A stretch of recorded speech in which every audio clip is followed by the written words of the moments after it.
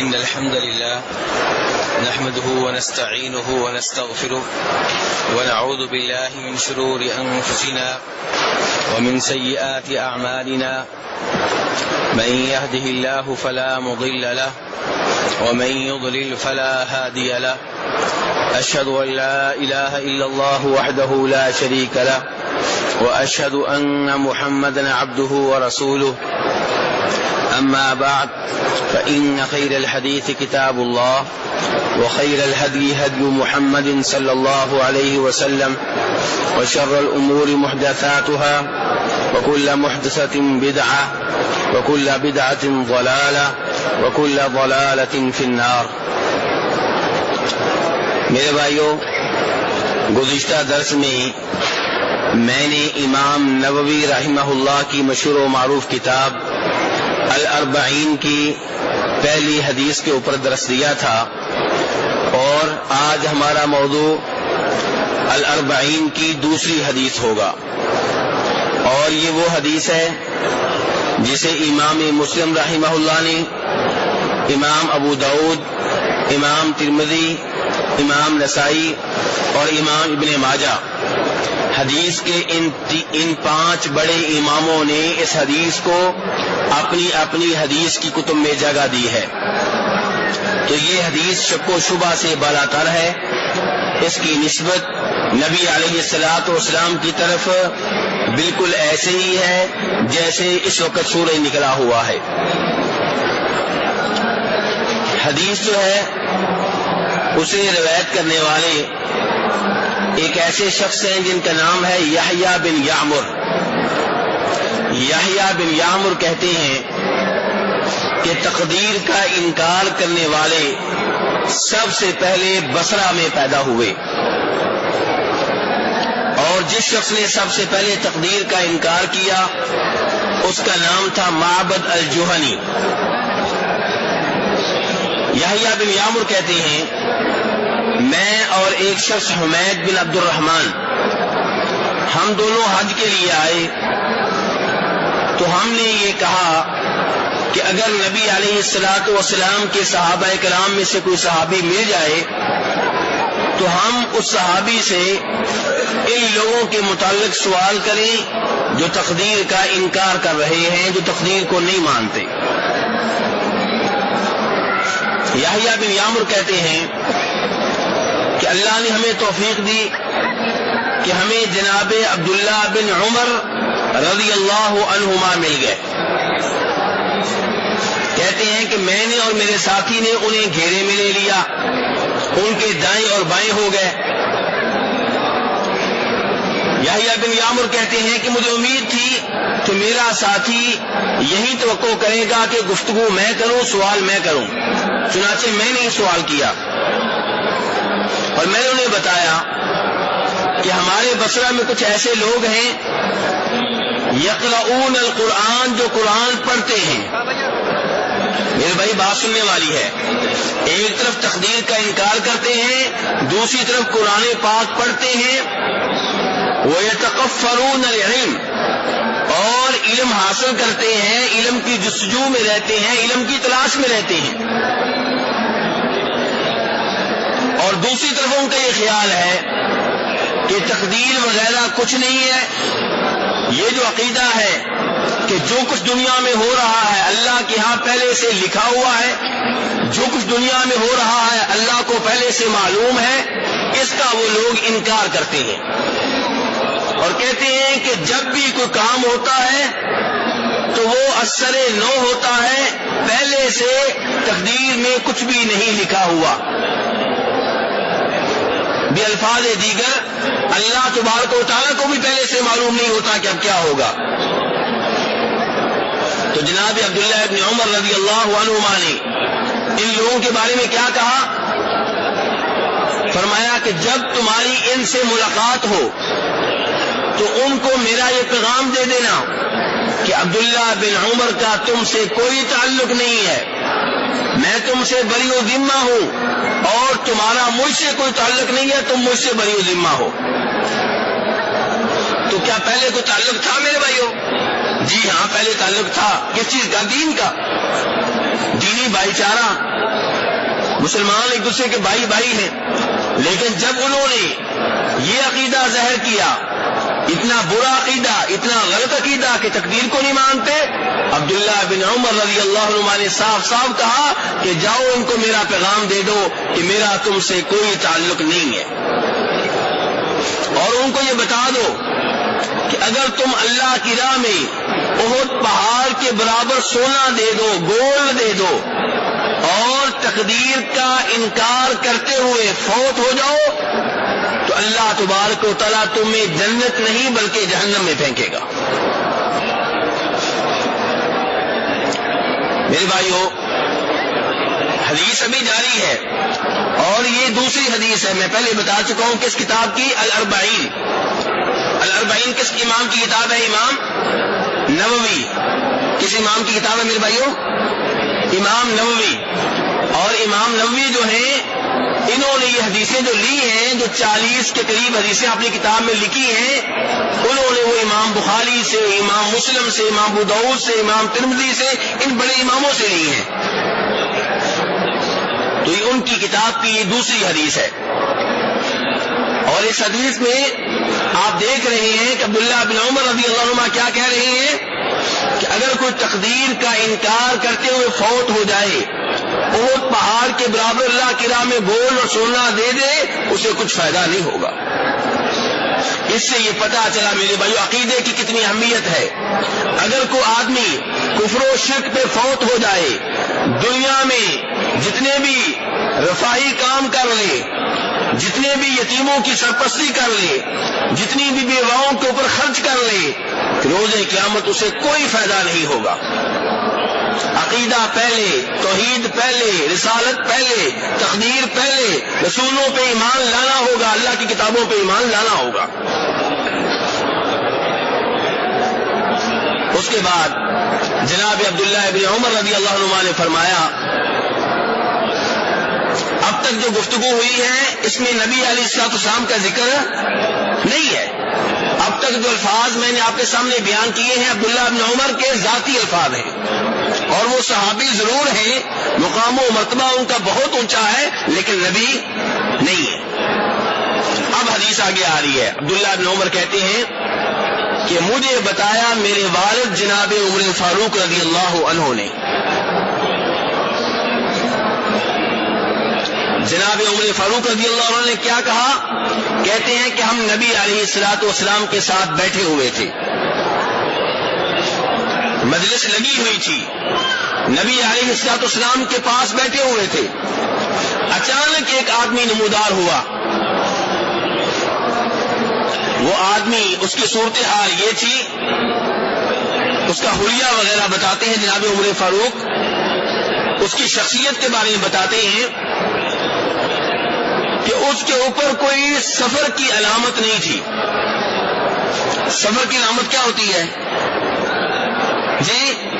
کوئی مٹی وغیرہ ہو، کوئی کپڑے آپ کے جو ہیں ان سے زہر ہو رہا ہو، کوئی آپ کے بالوں سے زہر ہو رہا ہو، چہرے کے اوپر کوئی تھکن کے آثار ہوں، اس آدمی کے اوپر سفر کی کوئی نشانی نہیں تھی، یعنی کہ وہ مسافر نہیں لگتا تھا۔ اور عجیب بات یہ تھی کہ ولا یعرفہ منا احد، کہ ہم میں سے اسے کوئی جاننے والا بھی نہیں تھا۔ اگر وہ مدینہ سے باہر سے آیا ہوتا تو اس کے اوپر سفر کی علامتیں ہوتی، اگر مدینہ میں سے ہوتا تو اسے ہم میں سے کوئی نہ کوئی جاننے والا ہوتا۔ لیکن عجیب آدمی ہے کہ سفر کی کوئی علامت اس کے اوپر نظر نہیں آ رہی، اور ہم مدینہ والوں میں سے اسے کوئی پہچاننے والا، جاننے والا بھی نہیں ہے۔ نبی علیہ الصلوۃ والسلام کے پاس آ کر بیٹھ گیا، اور اس نے اپنے گھٹنے نبی علیہ السلام کے گھٹنوں کے ساتھ لگا لیے، اور اپنی ہتھیلیاں اس نے نبی علیہ السلام کی لانوں پہ رکھ دی۔ سارے معاملے عجیب ہیں۔ پہلا معاملہ یہ عجیب کہ مسافر بھی نہیں لگتا اور مدینہ والوں میں سے بھی نہیں ہے، اور دوسرا عجیب معاملہ یہ ہے کہ نبی علیہ الصلوۃ والسلام کے بالکل قریب آ کے بیٹھ گیا ہے اور اپنے ہاتھ آپ کی رانوں پہ رکھ دیے ہیں، اور پھر کہا نبی علیہ الصلوۃ والسلام کو مخاطب کر کے کہ آپ مجھے بتائیے اخبرنی عن الاسلام، اسلام کے بارے میں بتائیں، اسلام کے بارے میں آگاہ کریں کہ دین اسلام کسے کہتے ہیں، اسلام کیا چیز ہے۔ یہ اس آدمی کا پہلا سوال ہے۔ تو نبی علیہ الصلوۃ والسلام اس کے جواب میں کہتے ہیں کہ اسلام یہ ہے کہ تم اس بات کا اقرار کر لو، اعتراف کر لو، یہ بات تسلیم کر لو کہ اللہ کے سوا کوئی معبود برحق نہیں ہے۔ اسلام کا تعارف کرا رہے ہیں کون؟ نبی علیہ الصلوۃ والسلام، اور تعارف کراتے ہوئے سب سے پہلی چیز آپ نے کیا بیان کی ہے کہ یہ بات ماننا پڑے گی، اس بات کو تسلیم کرنا پڑے گا، اس بات کی گواہی دینا پڑے گی کہ اللہ کے سوا کوئی معبود برحق نہیں ہے۔ معبود برحق نہیں ہے اس کا مطلب یہ ہے کہ جھوٹے معبود ہیں، ایسے معبود ہیں جو عبادت کے حقدار نہیں ہے۔ اور یہ حقیقت ہے، معبود تو بہت ہیں۔ ہندو کس کی پوجا کرتے ہیں جی؟ بتوں کی، گائے کی، بندر کی، عورت کی شرمگاہ کی۔ عیسائی کس کی پرستش کرتے ہیں، کس کی عبادت کرتے ہیں؟ جناب عیسیٰ علیہ السلام کی۔ یہودی کس کی کرتے تھے؟ جناب عزیر کی۔ تو معبود تو بہت ہیں، اور کتنے آج مسلمان ہیں جو آپ کو مل جائیں گے، وہ اللہ کے سوا اوروں کو پکارتے ہوں گے، قبر والے کو پکارتے ہوں گے۔ اور یہ پکارنا کیا ہے؟ یہ دعا ہے، اور دعا عبادت ہے کہ نہیں؟ میرے بھائیو، دعا عبادت ہے کہ نہیں؟ نبی علیہ السلام فرماتے ہیں، ترمذی شریف کی حدیث ہے، ابو داؤد شریف کی حدیث ہے کہ دعا عبادت ہے۔ یہ خود فرمایا ہے میرے نبی علیہ السلام نے۔ جب دعا عبادت ہے تو جب آپ کسی سے دعا کریں گے، قبر والے سے دعا کریں گے، اسے پکاریں گے، اس سے مانگیں گے، تو آپ اس کو معبود بنا رہے ہیں۔ اور نبی علیہ السلام فرما رہے ہیں کہ اللہ کے سوا کوئی ایسا نہیں ہے جو عبادت کا حقدار ہو۔ اللہ کے سوا جس کی بھی عبادت ہوتی ہے وہ عبادت کے حقدار نہیں ہے، ان کی عبادت غلط طور پہ ہو رہی ہے۔ معبود برحق ایک ہے، جھوٹے معبود بہت زیادہ ہیں۔ معبود برحق کتنے ہیں میرے بھائیوں؟ ایک۔ یہ مسئلہ سمجھ لینا چاہیے۔ آج کتنے ایسے کلمہ پڑھنے والے ہیں جو کہتے ہیں تم شرک کی باتیں کرتے ہو، کوئی شرک نہیں کرتے ہم، حالانکہ وہ شرک کرتے ہیں۔ جب آپ قبر والے کو پکاریں گے، قبر والے سے بیٹا مانگیں گے، قبر والے سے کے نام پہ منت مانیں گے، یہ ساری عبادات ہیں۔ قبر والے کو پکارنا، یہ پکارنا دعا ہے، عبادت ہے۔ منت ماننا عبادت ہے۔ کسی کے نام پہ بکرا ذبح کرنا عبادت ہے۔ یہ ساری عبادات آپ کسی اور کے لیے کرتے ہیں، پھر کہتے ہیں کہ ہم شرک نہیں کرتے۔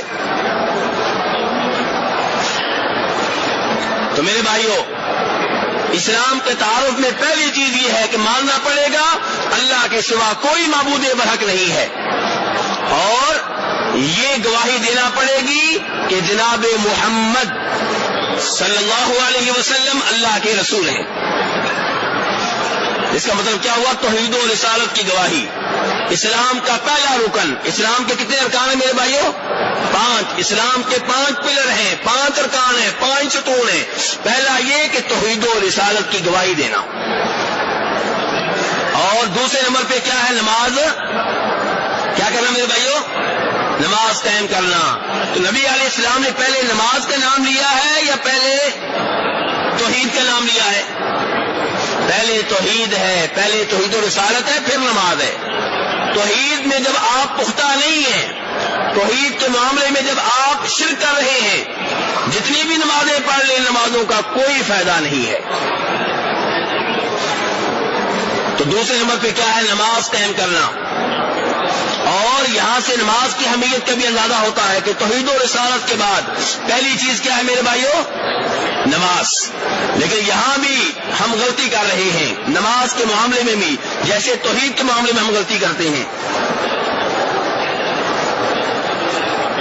کتنے لوگ ہیں جو روزے رکھتے ہیں لیکن نماز نہیں پڑھتے، حج کے لیے آتے ہیں لیکن نماز نہیں پڑھتے، عمرے کے لیے آتے ہیں لیکن نماز نہیں پڑھتے۔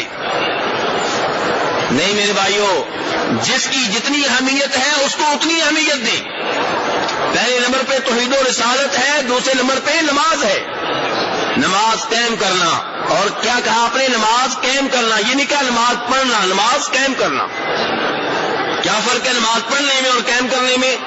نماز قائم کرنے کا مطلب یہ ہے کہ آپ کے ہاں اذان ہو، آپ وضو کریں، آپ قبلہ رخ ہو، طہارت کا پورا اہتمام کریں، جماعت کے ساتھ نماز پڑھیں، ٹائم پہ نماز پڑھیں.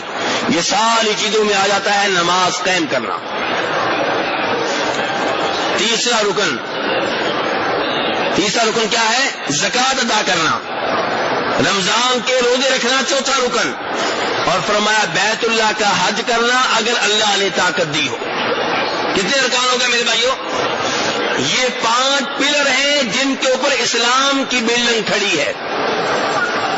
اگر ایک پلر گرے گا تو بلڈنگ بھی گر جائے گی. اگر کسی ایک پلر کو آپ قائم نہیں کر رہے، کھڑا نہیں کر رہے، تو آپ کا اسلام ناقص ہے، نامکمل ہے، خصوصاً پہلا پلر اور دوسرا پلر. اب نبی علیہ الصلوۃ والسلام نے جب یہ اسلام کا تعارف کرایا تو وہ سوال کرنے والا آدمی آگے سے کیا کہتا ہے؟ اس نے آگے سے جزاک اللہ نہیں کہا، اس نے آگے سے شکریہ نہیں ادا کیا، بلکہ آگے سے کہتا ہے کہ آپ ٹھیک کہہ رہے ہیں، آپ نے سچ کہا ہے، آپ نے درست کہا ہے. صحابہ کرام مزید حیران ہو گئے، یہ آدمی کر کیا رہا ہے؟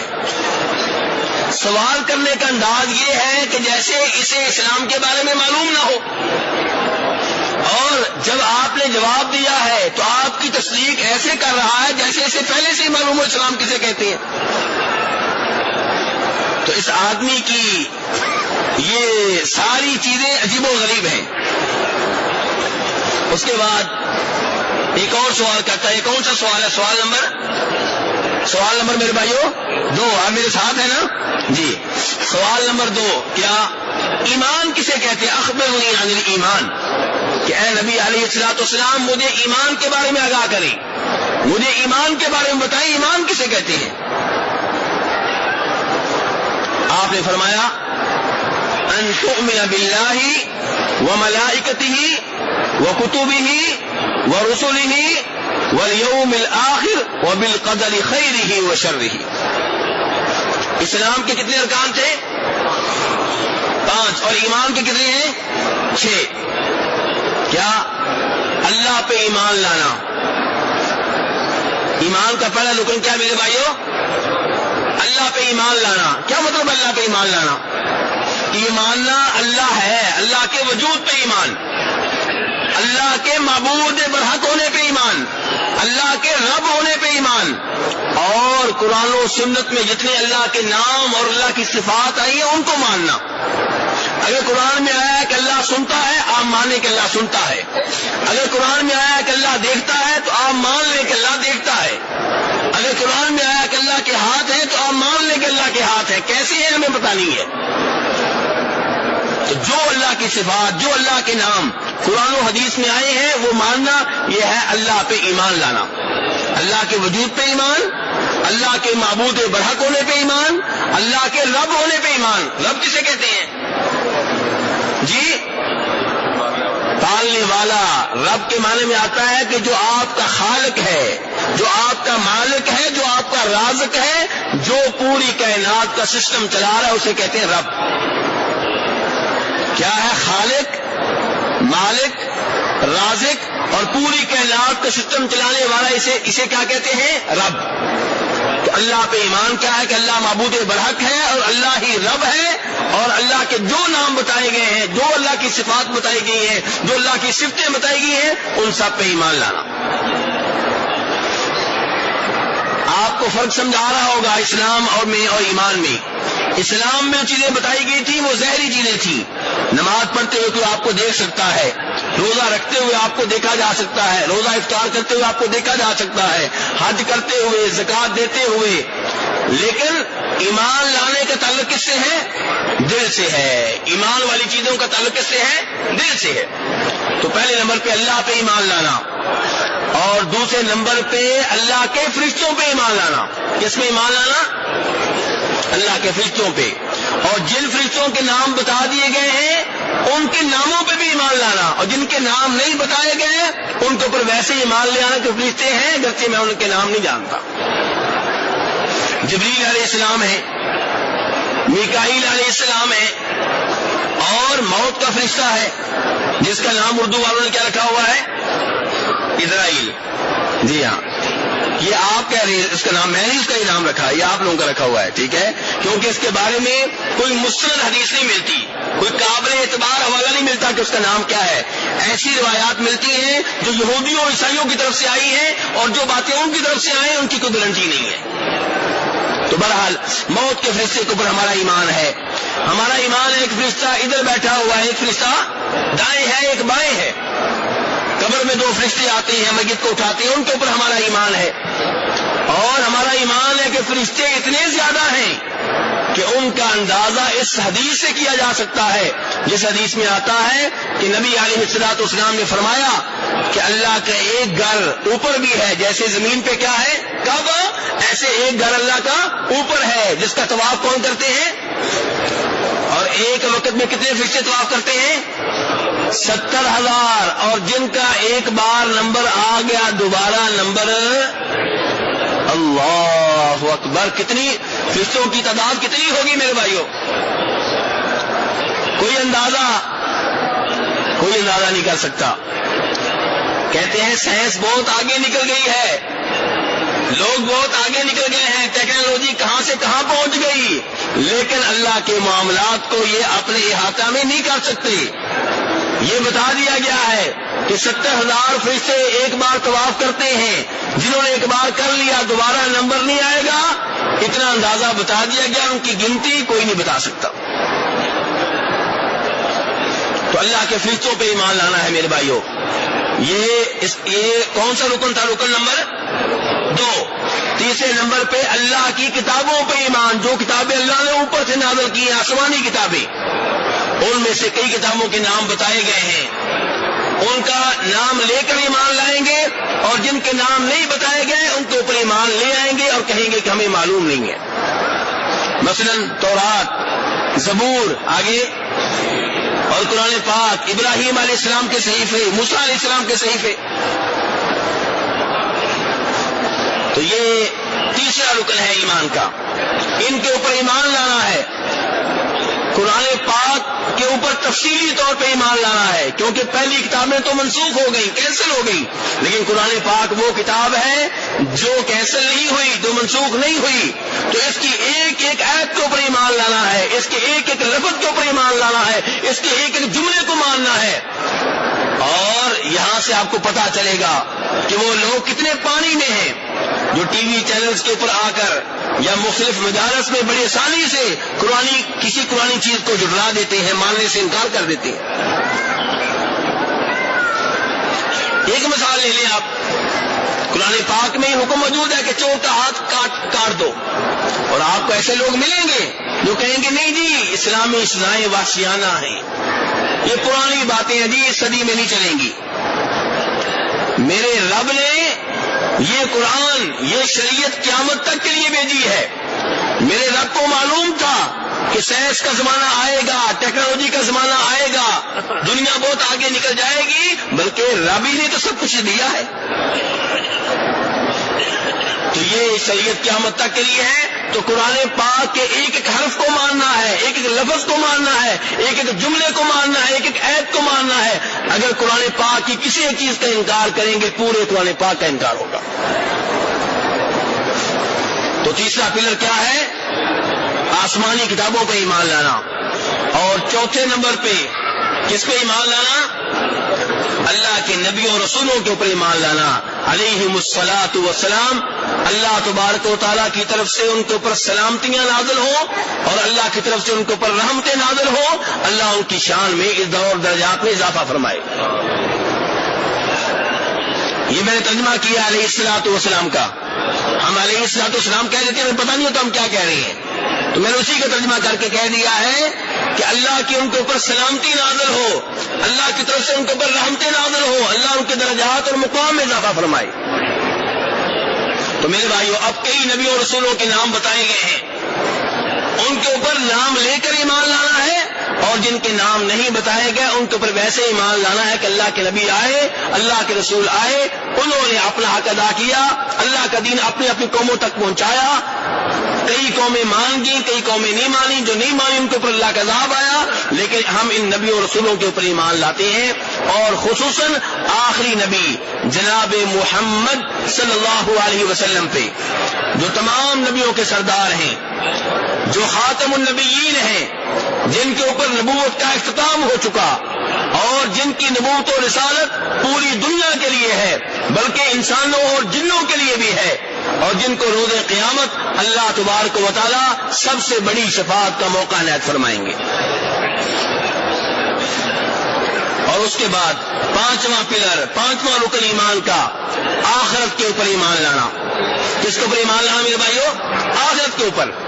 اور آخرت کے اوپر ایمان لانے میں کیا شامل ہے کہ جو ہی کوئی آدمی فوت ہوتا ہے اس کی برزخ کی زندگی شروع ہو جاتی ہے، اور برزخ کی زندگی آخرت کے مرحلوں میں سے ایک مرحلہ ہے، برزخ کی زندگی ہے، پھر قیامت آئے گی، پھر ان سب کو اٹھایا جائے گا، حساب کتاب ہوگا، حوض کوثر ہوگا، پل صراط ہوگا، جنت جہنم ہوگی، اللہ تبارک و تعالی کئی لوگوں کو شفاعت کا موقع عنایت فرمائیں گے، کئی لوگوں کو جہنم میں داخل کریں گے، کئی لوگوں کو جنت میں داخل کریں گے، جزا و سزا ہوگی۔ یہ ساری چیزیں آخرت میں داخل ہیں۔ تو پانچواں رکن یہ ہے کہ آخرت کے اوپر ایمان لانا۔ اور چھٹا رکن کیا ہے میرے بھائیو؟ تقدیر پہ ایمان۔ کس پہ ایمان میرے بھائیو؟ تقدیر پہ، کہ دنیا میں اچھا ہو رہا ہے یا برا ہو رہا ہے، یہ سارے کا سارا اللہ کو پہلے سے معلوم ہے، اللہ نے پہلے سے لکھا ہوا ہے، اور اللہ کی مشیت سے ہو رہا ہے۔ کوئی ایسا کام دنیا میں نہیں ہے جو اللہ کے کنٹرول اور ارادے سے باہر ہو۔ کئی لوگ شرک کر رہے ہیں، شرک جو ہے اس میں اللہ کی رضا نہیں ہے لیکن اللہ کا ارادہ ہے، یہ فرق سمجھ لیجیے گا۔ شرک ہو رہا ہے، قتل ہو رہے ہیں، بم دھماکے ہو رہے ہیں، بڑے بڑے غلط کام ہو رہے ہیں، ان میں اللہ کا ارادہ اور اللہ کی مشیت ہے، اللہ کی رضا اس میں نہیں ہے۔ کیا مطلب؟ کہ غلط کام کرنے والوں کو اللہ نے ڈیل دے رکھی ہے، لیکن اللہ کے کنٹرول سے باہر نہیں ہے۔ اللہ نے خود اختیار دے رکھے ہیں، جو کرنا ہے کر لو، اچھا راستہ بتا دیا، برا راستہ بتا دیا، جنت کا راستہ بتا دیا، جنت کا راستہ بتا دیا، پھر اختیار دے دیا گیا جو کرنا ہے کر لو۔ لیکن اس کا مطلب یہ نہیں ہے کہ یہ لوگ اللہ کے کنٹرول سے باہر ہیں، اللہ کی قدرت سے باہر ہیں، نہیں، اللہ کے ارادے سے سارے کام ہو رہے ہیں، لیکن اللہ ان غلط کاموں کے اوپر اللہ راضی نہیں ہے۔ اللہ نے رسی ڈھیلی کر دی ہے، قتل کرنا چاہتے ہو قتل کر لو، شراب پینا چاہتے ہو شراب پی لو، لیکن بتا دیا کہ میں شراب پینے پہ راضی نہیں ہوں، قتل کرنے پہ میں راضی نہیں ہوں، جوا کھیلنے پہ میں راضی نہیں ہوں، لیکن تمہیں اختیار ہے، موت آنے تک جیسے عمال کرو گے ویسا تمہیں بدلہ ملے گا، موت آنے تک تمہیں مہلت دے دی گئی ہے، جو کرنا ہے کر لو۔ تو یہ فرق ہے ارادے میں اور رضا میں۔ تو دنیا میں جو بھی کام ہو رہے ہیں اللہ کے، میرے بھائیوں میرے ساتھ ہیں آپ، دنیا میں جو بھی کام ہو رہے ہیں اللہ کے ارادے سے ہو رہے ہیں، لیکن غلط کاموں کے اوپر اللہ راضی نہیں ہے، اللہ کی رضا اس میں شامل نہیں ہے۔ تو تقدیر کیا ہے میرے بھائیوں؟ کہ اللہ تبارک و تعالیٰ نے آسمانوں و زمین کی تخلیق سے 50,000 سال پہلے جو کچھ بھی دنیا میں ہو رہا ہے سارے کے سارا لکھ لیا تھا، یہ ہوگا ایسے ہوگا، اور اللہ کو پہلے سے معلوم ہے، اور وہ جو لکھا ہوا ہے اسی کے مطابق سب کچھ ہو رہا ہے، اس میں ذرا بھر بھی تبدیلی نہ ہوئی ہے نہ قیامت تک تبدیلی ہوگی۔ اب لوگ کہتے ہیں، بہانے کرنے والے بہانے کرتے ہیں، عذر پیش کرنے والے عذر پیش کرتے ہیں کہ اگر میں چوری کرتا ہوں تو اس میں میرا کیا قصور ہے، یہ تو پہلے سے لکھا ہوا ہے۔ کرتے ہیں نہیں کرتے میرے بھائی؟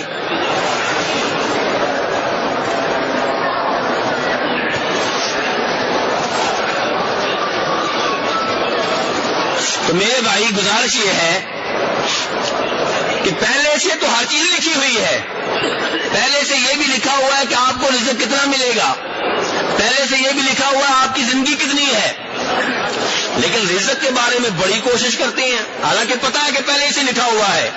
کوئی ویزا لے کے سعودیہ آ رہا ہے، کوئی رزق کی خاطر امریکہ جا رہا ہے، کوئی برطانیہ جا رہا ہے، کشتیوں کے اوپر بیٹھ رہے ہیں، سمندر میں ڈوب رہے ہیں، لیکن رزق چاہیے.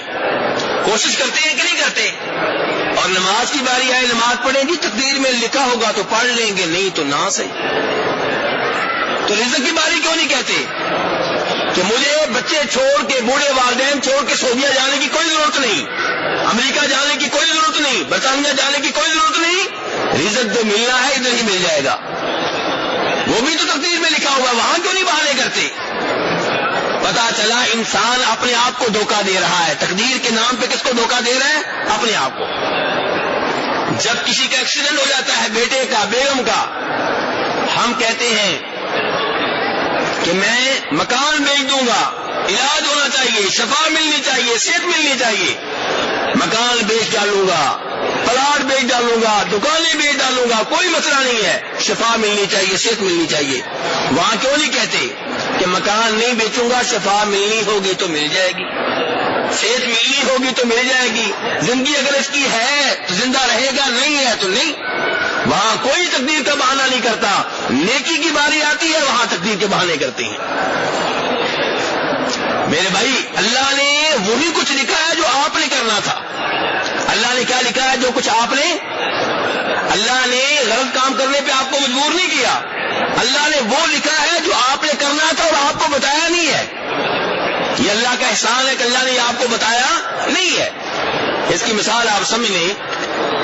ایک کلاس میں 20 طالب علم ہیں، ٹیچر ان کو پڑھا رہا ہے، پورا سال محنت کرتا ہے، سب کو برابر کی توجہ دے رہا ہے،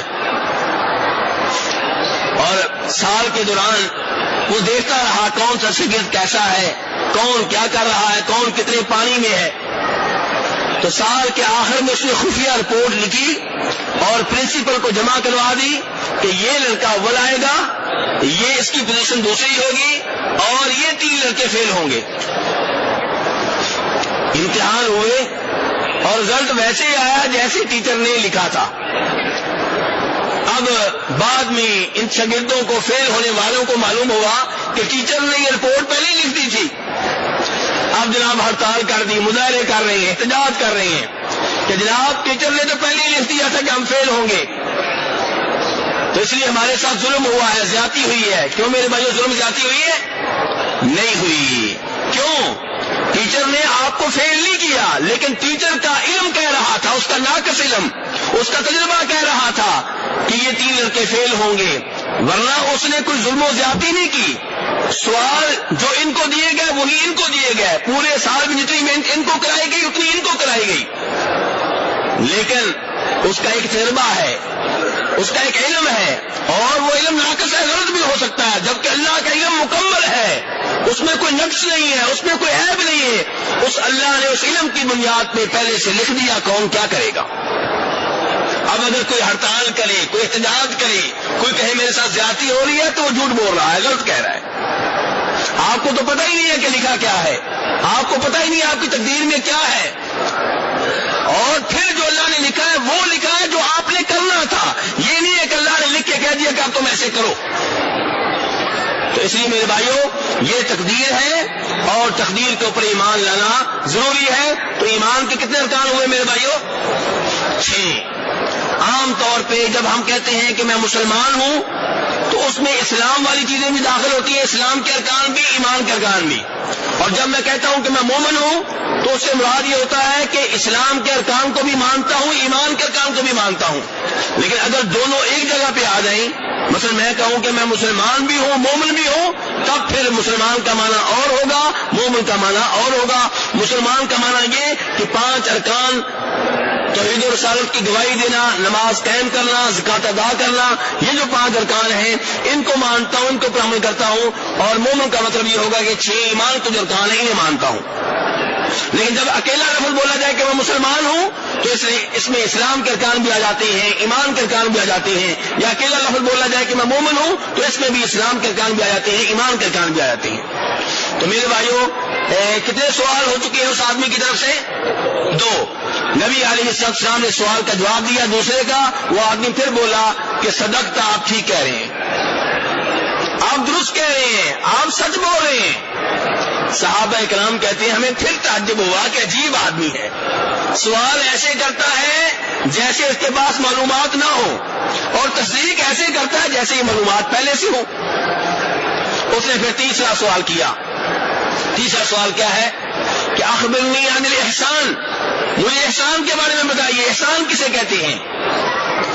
اور یہ اردو والا احسان نہیں ہے میرے بھائیو، عربی کا احسان ہے، دھیان سے، کہ مجھے احسان کے بارے میں بتائیے، احسان کسے کہتے ہیں؟ احسان کیا ہے؟ حسن پیدا کرنا۔ کیا پیدا کرنا؟ حسن، کوئی کام اچھے طریقے سے کرنا، عمدگی سے کرنا۔ مجھے احسان بتائیے کسے کہتے ہیں؟ آپ نے فرمایا احسان یہ ہے ان تعبد اللہ کأنک تراہ فإن لم تکن تراہ فإنہ یراک۔ احسان یہ ہے کہ تم اللہ کی جب بھی عبادت کرو تو عبادت کا انداز یہ ہو کہ گویا کہ تمہارے تصور میں یہ ہے کہ تم اللہ کو دیکھ رہے ہو، اور اگر تم اس مقام پہ نہیں پہنچے تو تمہیں یہ یقین ہونا چاہیے کہ اللہ تمہیں دیکھ رہا ہے۔ میرے بھائیو، اب جب جس آدمی کے ذہن میں یہ بات ہو کہ میں اللہ کو دیکھ رہا ہوں تو عبادت کرتے ہوئے عبادت میں کوئی عیب ہوگا؟ بڑے دھیان سے کرے گا، بڑی عمدگی سے کرے گا۔ وہ نماز پڑھتے ہوئے اپنے رومال سے نہیں کھیلے گا، داڑھی سے نہیں کھیلے گا، ناک سے نہیں کھیلے گا، بالوں سے نہیں کھیلے گا۔ اس کو پتا ہے کہ میں اپنے رب کو دیکھ رہا ہوں، ورنہ یہ تو پکا یقین ہے کہ میرا رب مجھے دیکھ رہا ہے۔ جس کے ذہن میں یہ بات آ جائے کہ میرا رب مجھے دیکھ رہا ہے، وہ روزہ رکھ کے فلمیں نہیں دیکھے گا، وہ روزہ رکھ کے کسی کی غیبت نہیں کرے گا، وہ روزہ رکھ کے کسی کے اوپر ظلم و زیادتی نہیں کرے گا، وہ روزہ رکھ کے کسی کے پیسے جو ہے ان کے اوپر قبضہ نہیں کرے گا، کیونکہ اس کو پتا ہے میں نے روزہ رکھا ہوا ہے اور میرا رب دیکھ رہا ہے کہ کیسا اس کا روزہ ہے۔ جس نے میرے بھائیوں جو یہ تصور کر لے گا کہ میرا رب مجھے دیکھ رہا ہے، یقین کر لے گا میرا رب مجھے دیکھ رہا ہے، وہ حج بڑے عمدگی سے کرے گا، عمرہ بڑے اچھے انداز سے کرے گا، طواف کرتے ہوئے پوری توجہ اللہ کی جانب ہوگی، اللہ سے مانگ رہا ہوگا، گناہوں کی معافی مانگ رہا ہوگا، اپنے لیے رشتے داروں کے لیے شفا مانگ رہا ہوگا، اللہ سے دعا کر رہا ہوگا کہ یا اللہ مجھے قرآن کی تلاوت کی توفیق دے، مجھے قرآن کا علم دے دے، مجھے قرآن کا مفسر بنا دے، یا اللہ مجھے نمازیں پڑھنے کی توفیق دے دے۔ وہ گڑگڑاتا چلا جائے گا، روتا چلا جائے گا، کیونکہ اس کو پتا ہے کہ میرا رب مجھے دیکھ رہا ہے۔ اور یہاں پہ ایک عقیدے کی اصلاح کر دوں، اللہ تبارک و تعالیٰ کو دنیا میں دیکھنا کسی کے لیے ممکن ہے میرے بھائیوں؟ کیا اللہ کو کسی انسان نے اس دنیا میں دیکھا ہے؟ نہیں میرے بھائی، کسی نے نہیں دیکھا۔ اللہ تبارک و تعالیٰ روز قیامت اپنا دیدار جنتیوں کو کرائیں گے، اور ہم اللہ سے دعا کرتے ہیں مسجد نبی میں بیٹھ کر کہ یا اللہ ہمیں ان خوش نصیبوں میں شامل کر جو روز قیامت تیرے بابرکت چہرے کو دیکھنے کا اعزاز حاصل کریں گے۔ لیکن اس دنیا میں نہ اللہ کو کسی انسان نے دیکھا ہے، نہ کوئی دیکھ سکتا ہے۔ کئی لوگ کہتے ہیں کہ نبی علیہ الصلوۃ والسلام نے اسراء و معراج کے موقع پہ دیکھا ہے، یہ غلط بات ہے، غلط بات ہے، یہ وہ مبالغہ ہے، یہ وہ حد سے آگے بڑھ جانا ہے جس سے شریعت نے روکا ہے۔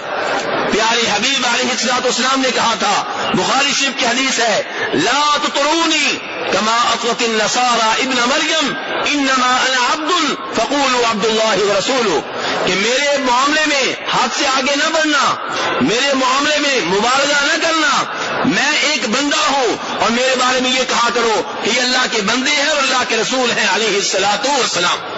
یہ کون کہہ کے گئے ہیں؟ نبی علیہ الصلوۃ والسلام۔ تو اب ہمارے کئی دوست کہتے ہیں کہ نبی علیہ الصلوۃ والسلام نے اسراء و معراج کے موقع پہ اللہ تعالیٰ کو دیکھا ہے، بلکہ کہتے ہیں کہ جہاں جبریل علیہ السلام کے پر جلتے تھے آپ اس سے بھی آگے چلے گئے۔ پتہ نہیں یہ کس نے بتا دیا کہ جبریل علیہ السلام کے پر جلتے تھے، یہ معلومات پتہ نہیں کہاں سے آ گئی، کیونکہ نہ خطیب حضرات بیان کرتے ہیں کہ حدیث کہاں سے لی، نہ سننے والے پوچھتے ہیں کہ روایت کہاں سے آئی۔ میرے بھائیوں، ام المؤمنین جناب عائشہ رضی اللہ عنہا سے رابطہ کرتے ہیں، بخاری شریف کی حدیث ہے، ان سے پوچھتے ہیں کہ کیا نبی علیہ الصلوۃ والسلام نے اللہ تعالیٰ کو دیکھا ہے؟ میں حوالہ دے رہا ہوں، جناب عائشہ ام المؤمنین وہ بیان کریں گی، اور حدیث کس کتاب کی؟ جی بخاری شریف کی۔ جناب عائشہ رضی اللہ عنہا فرماتی ہیں کہ جو آدمی یہ کہے کہ نبی علیہ الصلوۃ والسلام نے اللہ تعالیٰ کو دیکھا ہے، وہ اللہ پہ جھوٹ بول رہا ہے، بہتان باندھ رہا ہے۔ جناب عائشہ کہہ رہی ہیں، پھر انہوں نے یہ آیت پڑھی لا تدرکہ الابصار وہو یدرک الابصار، کہ نگاہیں اللہ کا احاطہ نہیں کر سکتی اور اللہ نے سب نگاہوں کا احاطہ کر رکھا ہے۔ مسلم شریف کی حدیث، جناب ابو ذر رضی اللہ عنہ کہتے ہیں میں نے نبی علیہ الصلوۃ والسلام سے پوچھا ہل رأیت ربک، کیا آپ نے اپنے رب کا دیدار کیا ہوا ہے؟ کیا آپ نے اپنے رب کو دیکھا ہوا ہے؟ فرمایا پیارے حبیب علیہ الصلوۃ والسلام نے نور انا ارا، کہ نور ہے میں اسے کیسے دیکھ سکتا ہوں۔ آپ نے یہ نہیں کہا کہ میں نے نہیں دیکھا، بلکہ سوال کے اوپر تعجب کر رہے ہیں کہ میں کیسے دیکھ سکتا ہوں۔ میرے بھائیوں، نبی علیہ الصلوۃ والسلام نے اسراء و معراج کے موقع پہ اللہ کا کلام اللہ کی آواز میں بغیر واسطے کے ڈائریکٹ سنا ہے، یہ بہت بڑا اعزاز ہے۔ جیسے موسیٰ علیہ السلام نے طور پہاڑ پہ اللہ کا کلام سنا تھا، اللہ کی آواز میں اللہ کو دیکھا نہیں تھا، ایسے ہی نبی علیہ الصلوۃ والسلام نے اسراء و معراج کے موقع پہ اللہ کا کلام اللہ کی آواز میں سننے کا شرف حاصل کیا، اور یہ بہت بڑا شرف ہے، بہت بڑا اعزاز ہے۔ اس کے علاوہ جب بھی آپ کے پاس اللہ کا کلام آیا، یا خواب میں آیا، یا دل میں ڈال دیا گیا، یا جبریل علیہ السلام لے کر آئے، لیکن آپ نے پہلی بار اسراء و معراج کے موقع پہ اللہ کا کلام اللہ کی آواز میں سنا، یہ بہت بڑا اعزاز ہے، بہت بڑی فضیلت ہے، بہت بڑی سعادت ہے جو اللہ نے اپنے نبی علیہ الصلوۃ والسلام کو دی۔ لیکن یہ کہنا کہ آپ نے اپنے رب کو دیکھا ہے، یہ بات درست نہیں ہے۔ آپ نے اپنی آنکھوں سے نہیں دیکھا، البتہ خواب میں آپ نے اپنے رب کو دیکھا ہے، یہ بات صحیح ہے۔ ان آنکھوں میں طاقت نہیں ہے کہ اپنے رب کو دیکھ سکیں۔ تو بہرحال میرے بھائی، میں بیان کیا کر رہا تھا، احسان کسے کہتے ہیں؟ تو احسان کیا ہے کہ عبادت کا انداز یہ ہو کہ آپ کو آپ کا رب دیکھ رہا ہے۔ نبی علیہ السلام نے جواب دیا، اور اس آدمی نے آپ کی تصدیق کی، کہا کہ آپ ٹھیک کہہ رہے ہیں، آپ درست کہہ رہے ہیں۔ کتنے سوال ہو گئے میرے بھائیوں؟ 3۔ چوتھا سوال، اس آدمی نے کہا اخبرنی عن الساعہ، مجھے قیامت کے بارے میں بتائیے کہ قیامت کب آئے گی، قیامت کے بارے میں آگاہ کریں۔ فرمایا پیارے حبیب علیہ الصلوۃ والسلام نے مل مسئول عنہا بأعلم من السائل، سائل کون تھا؟ سوال کرنے والا کون تھا؟ وہ آدمی، اور نبی علیہ السلام ہوئے مسئول جن سے سوال ہو رہا ہے۔ آپ نے کہا مل مسئول عنہا بعالم من السائل، قیامت کب آئے گی اس کے بارے میں جو معلومات میرے پاس ہیں وہ تم سے زیادہ نہیں ہے، یعنی کہ نہ تمہیں علم ہے کہ قیامت کب آئے گی، نہ مجھے علم ہے کہ قیامت کب آئے گی۔ یہ کون کہہ رہے ہیں؟ نبی علیہ الصلوۃ والسلام بتا رہے ہیں کہ قیامت کب آئے گی، بالتحدید نہیں بتا سکتا، تعیین کر کے نہیں بتا سکتا کہ کس سال آئے گی، کتنے سالوں کے بعد آئے گی، یہ نہیں بتا سکتا۔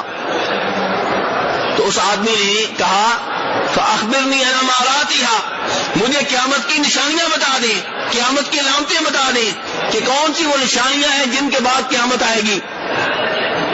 تو تب فرمایا نبی علیہ الصلوۃ والسلام نے ان تلد الامۃ ربتها، قیامت کی نشانیوں میں سے آپ جانتے ہیں میرے بھائیوں کہ نبی علیہ الصلوۃ والسلام نے قیامت کی کئی نشانیاں بتائی ہیں، کئی اس حدیث میں اور کئی دیگر حدیث میں، اور کئی نشانیاں بڑی ہیں، کئی نشانیاں چھوٹی ہیں۔ بڑی نشانیوں کی مثال دیں، مثلا کوئی بھائی مثال دے بڑی نشانیاں قیامت کی۔ جی جی، یہ بڑی نشانی نہیں ہے۔ سورج نکلے گا، ٹھیک ہے، تو کہہ رہے ہیں کہ سورج مغرب سے نکلے گا، یہ بڑی نشانی ہے۔ دجال کا آنا، عیسیٰ علیہ السلام کا نزول، ٹھیک ہے، اور امام مہدی، یہ ہے قیامت کی بڑی نشانیاں، اور کئی آپ نے بتائی ہیں چھوٹی نشانیاں۔ تو اب آپ بتا رہے ہیں اس حدیث میں چھوٹی نشانیاں بتا رہے ہیں۔ آپ نے فرمایا ان تلد الامۃ ربتها، قیامت کی نشانیوں میں سے ایک نشانی یہ ہے کہ لونڈی اپنی مالکہ کو جنم دے گی۔ لونڈی کس کو پیدا کرے گی؟ الفاظ تو دہرا دیں، مطلب سمجھا دوں گا۔ لونڈی جو ہے اپنی مالکہ کو جنم دے گی. اس کا کیا مطلب ہے؟ علماء کرام نے اس کے کئی مطلب لکھے ہیں کہ یہ بھی ہو سکتا ہے، شاید اس کا مطلب یہ ہو، شاید اس کا مطلب یہ ہو. اور اس کا واضح طور پہ جو مطلب نظر آ رہا ہے وہ یہ ہے کہ عرب حضرات شادیاں کریں گے اجمی عورتوں سے جو کافر ہوں گی، اجمی عورتوں سے شادیاں کریں گے، لونڈیوں سے، یا ان سے ویسے تعلقات قائم کریں گے جس کی شریعت نے اجازت دے رکھی ہے کہ جو آپ کی لونڈی ہے، آج کل لونڈیاں نہیں ہیں، آج کل نہیں ہے مسئلہ، یہ ذہن میں رکھیں. جب لونڈیاں تھیں اور جب ہوا کریں گی، آئندہ بھی یہ وقت آئے گا. تو فرمایا قیامت کے نشانوں میں سے نشانی یہ ہے کہ لونڈی اپنی مالکہ کو جنم دے گی. اس کا مطلب یہ ہوا کہ ایک آدمی کسی لونڈی سے تعلقات قائم کرے گا یا شادی کرے گا. اب کیا ہوگا؟ اب جو اس سے بچی پیدا ہوگی وہ غلام ہوگی، لونڈی ہوگی یا آزاد ہوگی؟ وہ آزاد ہوگی کیونکہ اس کا باپ آزاد ہے. اب بچی جو ہے وہ مالکہ ہے اور ماں جو ہے وہ لونڈی ہے، اس کے اوپر حکم چلائے گی. اور دوسرا مطلب یہ علماء کرام نے لکھا ہے کہ ایسا وقت آئے گا کہ اولاد اتنی نافرمان ہوگی، اتنی سرکش ہوگی کہ یہ لگے گا کہ جیسے ماں نہ ہو، لونڈی ہو. تو بہرحال یہ قیامت کی نشانیوں میں سے ایک نشانی آپ یہاں پہ بتا رہے ہیں. دوسری نشانی آپ نے بتائی وَأَن تَرَى الْحُفَاةَ الْعُرَاةَ الْعَالَةَ رِعَاءَ الشَّاءِ يَتَطَاوَلُونَ فِي الْبُنْيَانِ، کہ فرمایا کہ ایسا وقت آئے گا کہ وہ لوگ جو اتنے فقیر ہوا کریں گے کہ جسم پہ لباس نہیں ہے، پاؤں میں جوتا نہیں ہے، قلاش ہیں، مسکین ہیں، بکریوں کے چرواہے ہیں، لیکن وقت آئے گا کہ اتنی لمبی لمبی بلند و بالا بلڈنگیں بنائیں گے کہ ایک دوسرے کے اوپر فخر کر کے کہا کریں گے. ایک کہے گا میری بلڈنگ زیادہ لمبی ہے، زیادہ بلند ہے، دوسرا کہے گا نہیں میری بلڈنگ جو ہے یہ زیادہ بلند و بالا ہے. اب میرے بھائی یہاں پہ جتنے بیٹھے ہوئے ہیں ان کی نگاہوں میں وہ بلڈنگیں آ رہی ہوں گی جو مسجد نبی کے دائیں بائیں ہیں. سب سے پہلے ان کی نگاہ ان کے اوپر جاتی ہے. ایسے ہی ہے، ایسے ہی ہے میرے بھائی.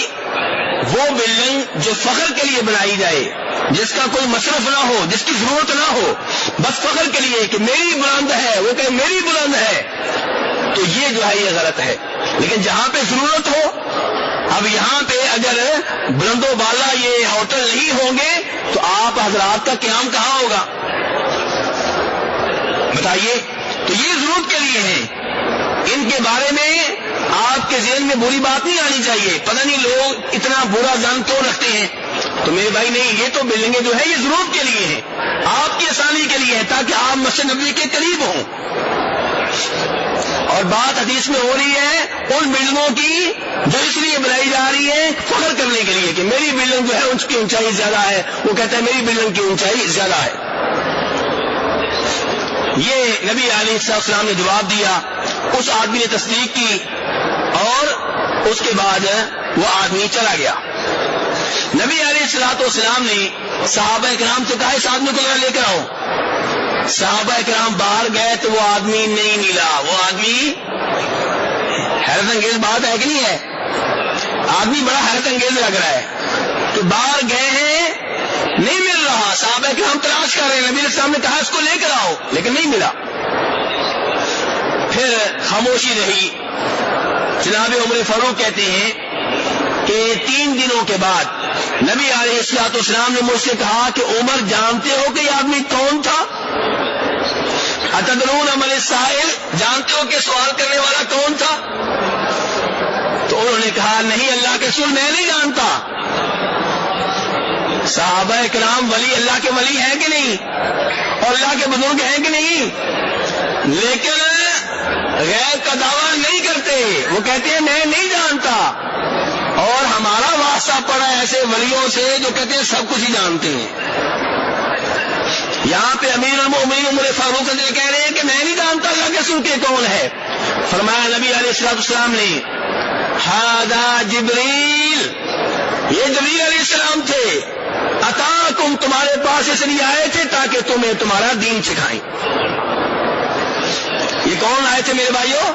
جبریل علیہ السلام آئے تھے کہ سوال و جواب کی نشست ہو، لوگ توجہ سے گفتگو سنیں، دھیان سے سنیں، دیکھیں سوال کرنے والا کتنا عجیب آدمی ہے، توجہ پوری ہو جائے، بڑے دھیان سے یہ سارا سلسلہ سنیں. اور ایسا ہی ہوا، وہ سوال کرتا چلا گیا، صحابہ کرام کی حیرت بڑھتی چلی گئی، تو انہوں نے مکمل توجہ سے اس حدیث کو سنا ہے، نبی علیہ الصلوۃ والسلام کے بیان کو سنا ہے، آپ کی گفتگو کو سنا ہے. تو میرے بھائیو یہ جبریل علیہ الصلوۃ والسلام تھے. اب میرے بھائیو یہاں پہ ایک اور مسئلہ حل کر لیں کہ صحابہ کرام نہیں پہچان سکے کہ جبریل علیہ السلام ہے. صحابہ کرام نہیں پہچان سکے. پتا چلا غیب کا علم صرف میرے رب کے پاس ہے، کسی اور کے پاس نہیں ہے. اس لیے میرے رب نے سچ کہا ہے قرآن پاک میں، قُلْ لَا يَعْلَمُ مَنْ فِي السَّمَاوَاتِ وَالْأَرْضِ الْغَيْبَ إِلَّا اللَّهُ. اللہ فرماتے ہیں کہ نبی علیہ السلام لوگوں کو بتا دیں کہ میرے سوا کوئی بھی عالم الغیب نہیں ہے. اللہ نے کہا الا اللہ، جیسے کہا نا لا الہ، وہ آپ کیا ترجمہ کرتے ہیں کہ کیجیے ترجمہ جی، اللہ کے سوا کوئی معبود نہیں ہے، کوئی معبود برحق نہیں ہے. یہاں پہ بھی اللہ نے یہی کہا ہے قُلْ لَا يَعْلَمُ مَنْ فِي السَّمَاوَاتِ وَالْأَرْضِ الْغَيْبَ إِلَّا اللَّهُ. آسمان والوں میں کوئی عالم الغیب نہیں ہے، زمین والوں میں کوئی عالم الغیب نہیں ہے، الا اللہ، سوائے اللہ کے. اللہ کہے کوئی نہیں ہے، ہم کہیں کہ ہے، کیا یہ قرآن کا انکار نہیں ہے؟ کیا آپ اس کو کہیں گے کہ آپ قرآن پہ ایمان رکھتے ہیں؟ ہاں، میرے رب نے اپنے نبیوں کو کئی غیبی باتیں بتائی ہیں، غیب کا کل علم نہیں دیا. اللہ نے اپنے نبیوں اور رسولوں کو کئی غیبی باتیں بتائی ہیں، اور وہ جو باتیں ہیں ان میں سے کئی ایک ہمارے تک بھی پہنچ گئی ہیں. مثلا قبر میں دو فرشتے آ کے مردے کو بٹھاتے ہیں کہ نہیں بٹھاتے؟ آپ نے منظر دیکھا ہے؟ غیبی بات ہے کہ نہیں؟ معلوم ہو گئی آپ کو؟ جی ہو گئی ہے. ایک فرشتہ ادھر بیٹھا ہوا ہے ہمارے، اور ایک ادھر ہے. دیکھا کبھی آپ ان فرشتوں کو؟ لیکن یہ بات مجھے بھی معلوم ہو گئی، آپ کو بھی معلوم ہو گئی.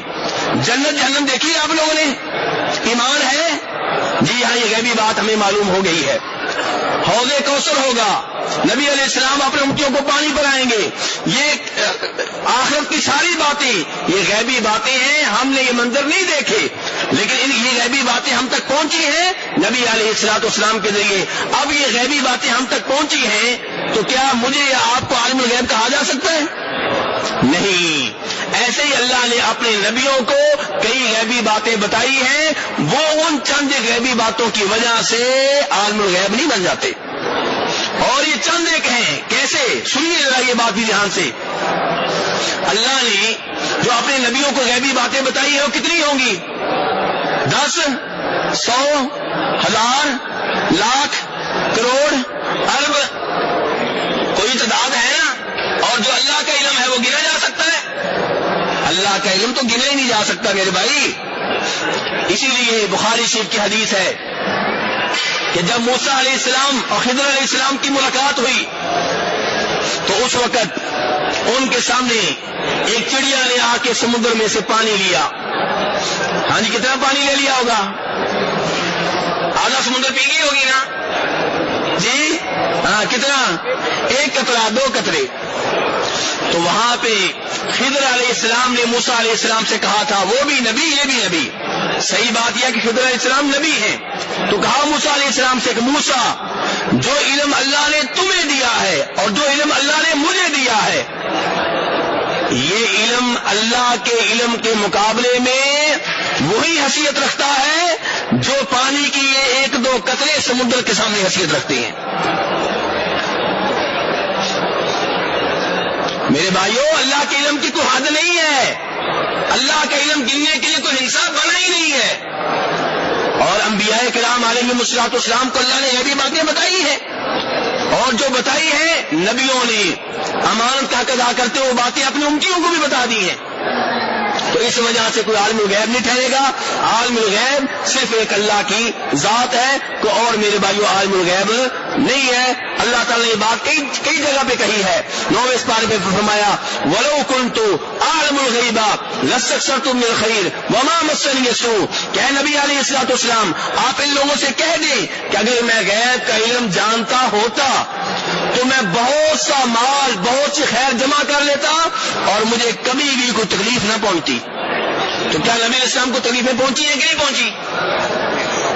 آپ کی بیٹیوں کے حمل گرائے گئے، آپ کو پتھر مارے گئے، آپ کے صحابہ کرام کو شہید کیا گیا، اور ظالموں نے ان صحابہ کرام کو بھی شہید کیا جو آپ نے اس موقع پہ بھیجے تھے۔